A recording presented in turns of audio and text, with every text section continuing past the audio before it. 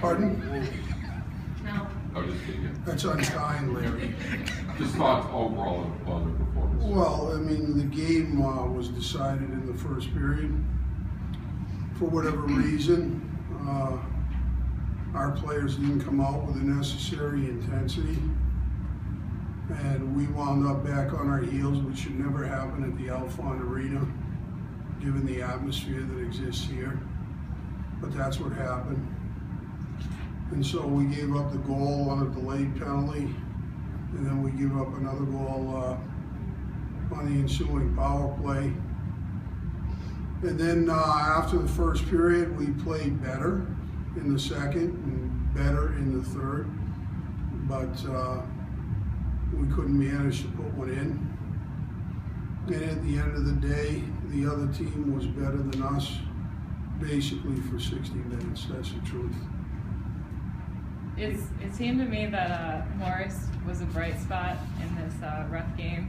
He had 40 saves coming off the shutout against UMass. Yeah, I thought Matt played pretty well. I mean, it's certainly, listen, if you don't score a goal, you can't win, okay? So I have no issue with how Matt played. I have issue with how the rest of the team played. Big issue, okay? There's no excuse for lacking intensity and compete level. It's something that we've prided ourselves on, and that was a subpar performance in terms of our work habits and compete level. So there's nobody to blame but ourselves. They're a very good team, obviously. Full marks to them.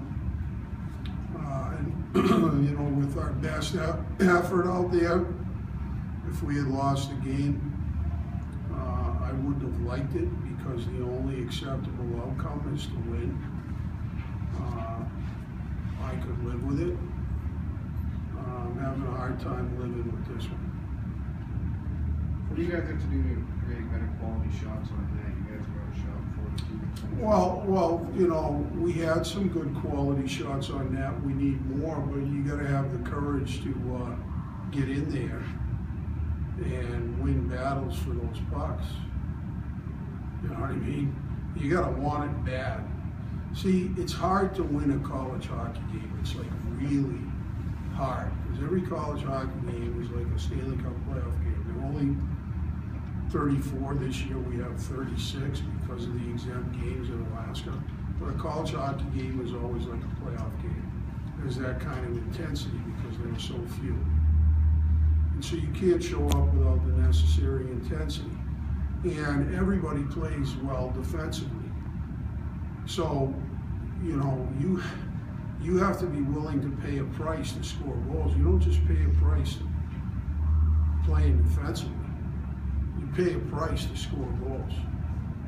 And we weren't willing to pay a high enough price to score consistently enough. You know, there were moments in the game where we had great chances, you know, where we went to the net hard, where we were close, right? Not nearly enough, and that's a function of our level of want. Seemed like your decision making on the final pass just seemed like either you hesitated before you made that last pass and led to a scoring chance, and they got their sticks in the lane. Just seemed like there was that was an issue, or you held the puck a little too long and they got the lane and blocked it.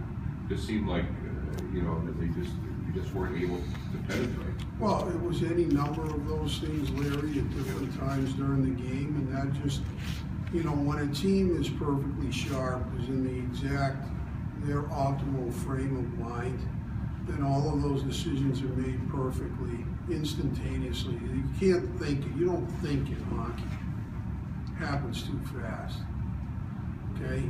You see a play and you react immediately. And when you're sharp, that's exactly what you do. The puck is shot at the exact moment when it should be. It's passed at the exact moment when it should be. The guy receiving the pass is ready to catch it and is already aware of what his next options are and probably knows where the puck's going to go next. When you're sharp, you are weren't sharp.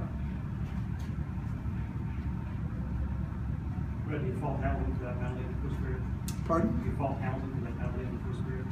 No, that's, I don't, you know, no, it's, I want our guys to play aggressive and be physical, and sometimes you take penalties, you know. I fault the guys that were out there giving them the goal. You know, if they had just scored on the power play, it's a 1-0 game going into the third period, it's a little different. You know what I mean? And then we made mistakes on the, you know, they scored on a rush on the power play, and, you know, we misplayed the 2-on-1, and quite frankly, we should have been back. It should have been a 2-on-2. That's not being sharp. And I could show you a million clips of teams entering the zone exactly the way Lowell did tonight, where we played it perfectly. But we didn't that time, and it wound up in the net. Okay?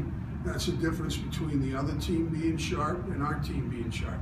I'll tell you this, I don't know if you were paying attention, but did you watch their bench in the first period? Did you see how they were all into it? And did you see how our bench was just like this? That's what I saw. And I told the players that after the first period. The other team came in here and they really wanted to win, and we weren't ready for that. You know, we expected,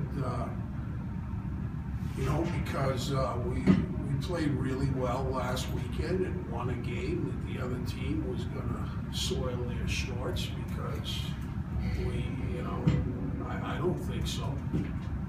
Obviously they didn't. Maybe they didn't get the memo about how good we were last weekend. You guys want to put it in the paper? Any final questions? When you guys get down by a few goals, I know you mentioned it before. Well, we only get down by two, so Sorry, so not you a want me few. to answer the question a few or two? In the season, in general, when you're down by 8 goals or more, it seems like in general the level of play will drop right after that too. Is that something you're working on? Well, first of all, I tend to disagree with you. I thought we had our best chances in the third period. You know what I mean?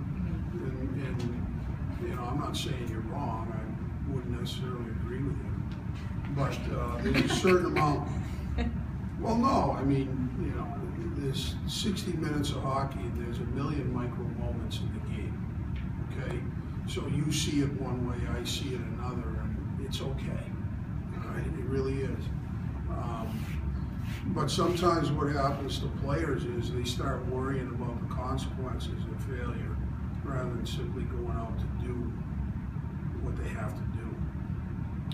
And, you know, like I said, I thought we had our best chances in the third period, truth be told, and so that would tend to not support your theory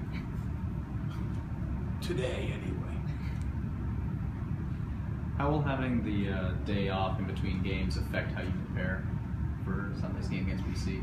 Well, we have more time. We'll have a chance to practice. We'll have plenty of time tomorrow morning to take a look at our game, what we did and didn't do well, and move forward.